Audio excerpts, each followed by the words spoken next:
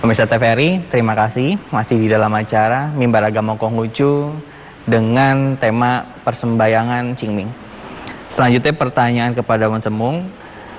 Di makam tentu kita nggak asing ada altar Futu Chengsen atau malaikat bumi.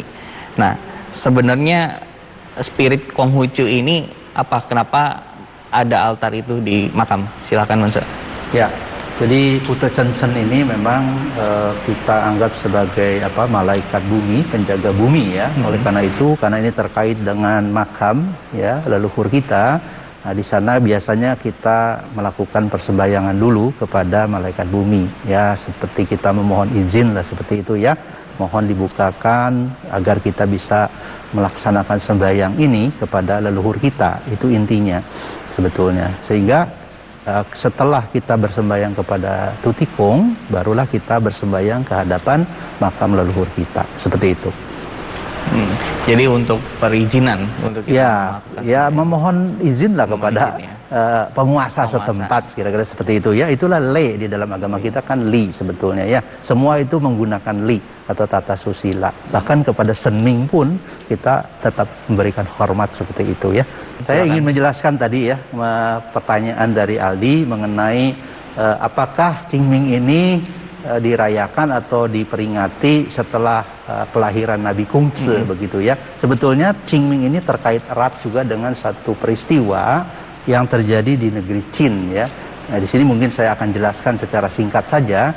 Nah, di sana terjadi katakanlah keretakan hubungan antara raja dengan para putra mahkotanya ya. Karena apa? Karena selir raja negeri Qin ini ya katakanlah bermain di sana ya, sehingga putra mahkotanya ini banyak yang tersingkir. Salah satunya yang bernama Chong-el ya, itu menyingkirkan diri ke hutan. Kebetulan ditemani oleh seorang menteri yang sangat setia yang namanya Che Cetui. Nah, singkat cerita, mereka menderita kelaparan, makannya hanya daun-daunan seperti itu ya. Nah, ketika sang pangeran ini yang namanya Chong-el biasa hidup di istana ya, ingin makan daging, maka secara diam-diam sang menteri yang bernama Che Cetui ini mengiris daging pahanya ya, untuk menunjukkan bahwa begitu setianya dia kepada sang pangeran. Jadi tanpa sepengetahuan sang pangeran, daging itu direbus dan disajikan. Nah, dimakanlah oleh sang pangeran itu. Sang pangeran tidak sadar bahwa itu adalah daging dari sang menteri. Dia baru sadar ketika sang menteri ini jalannya terpincang-pincang ya. Tetapi hal itu sudah terjadi. Singkat cerita, sang pangeran ini bisa kembali ya ke negerinya karena dibantu oleh raja muda negeri Qin pada saat itu. Nah, ketika sang pangeran ini naik sebagai raja, naik tahta sebagai raja, semua menteri-menterinya yang setia itu diundang ke istana dan mendapatkan jabatan kedudukan. Hanya satu yang terlupakan, yaitu Che Cetui tadi. Tetapi Che Cetui tidak merasa gusar. Ya, mungkin sang pangeran melupakan jasa beliau. Akhirnya Che Cetui ini menyingkirkan ke satu hutan. Kembali lagi dia ke hutan bersama ibunya. Nah, sang pangeran ini juga kehilangan. Bagaimana caranya? Ada usulan dari sang menterinya bahwa kita bakar saja hutan ini, sehingga nanti pastilah Che Cetui ini akan keluar ya, menyelamatkan ibunya. Benar terjadi ya. Dibakarlah hutan itu, tapi apa yang terjadi? Sang menteri ini meninggal bersama ibunya di bawah pohon liu, yang liu ya, seperti itu. Nah, ini adalah kisah yang sangat tragis sebetulnya, ya. Maka setiap menjelang hari Qingming ini ada yang namanya hari Hanse Qie. Kalau di Korea namanya Hansik ya, diperingati sebagai hari untuk mengenang sang menteri ini yang bernama Che Cetui. Ya, maka dilarang untuk menyalakan api. Ya, makanannya juga makanan dingin seperti itu sebetulnya. Ya. Baik. Terima kasih Wan Se. Kita akan rehat sebentar. Pemirsa TVRI, jangan kemana-mana, tetap di acara Mimbar Agama Konghucu. TVRI, media pemersatu bangsa.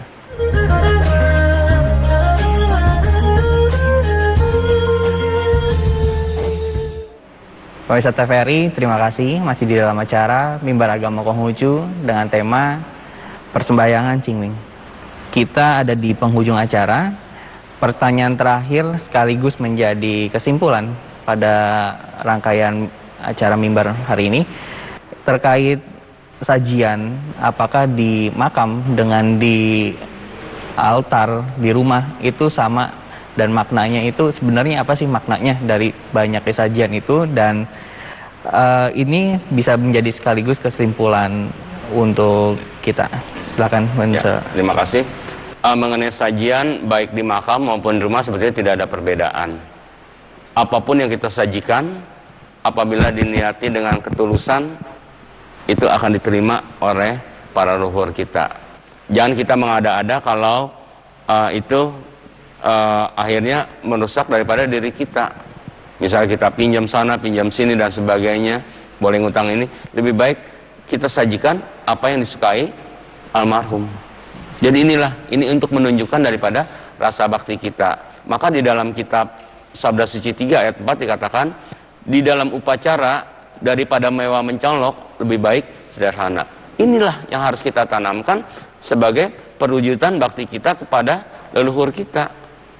Jadi dengan adanya kisah Qingming ini khususnya, juga para sembahyang kepada para leluhur, ini yang diutamakan adalah rasa bakti kita yang lebih dominan.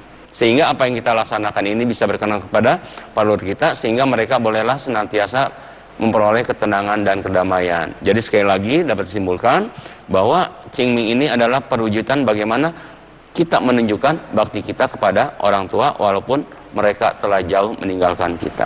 Baik, terima kasih Mas Samuel, silakan. Baik, sebagai penutup dari mimbar ini, saya ingin mengutip beberapa ayat suci yang terkait dengan bakti tadi ya, supaya umat Konghucu ini paham. Jadi Qingming atau Cengbeng ini bukan hanya sekedar kita bersembayang, tetapi ada ayat suci yang harus kita pahami dan kita laksanakan.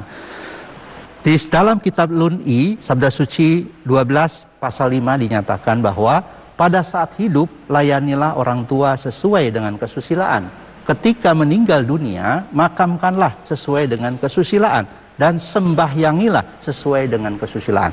Jadi bagi para penganut agama Konghucu, betapa pentingnya nilai kesusilaan itu atau li itu di dalam kehidupan kita, terutama hubungan kita dengan para leluhur kita, orang tua kita.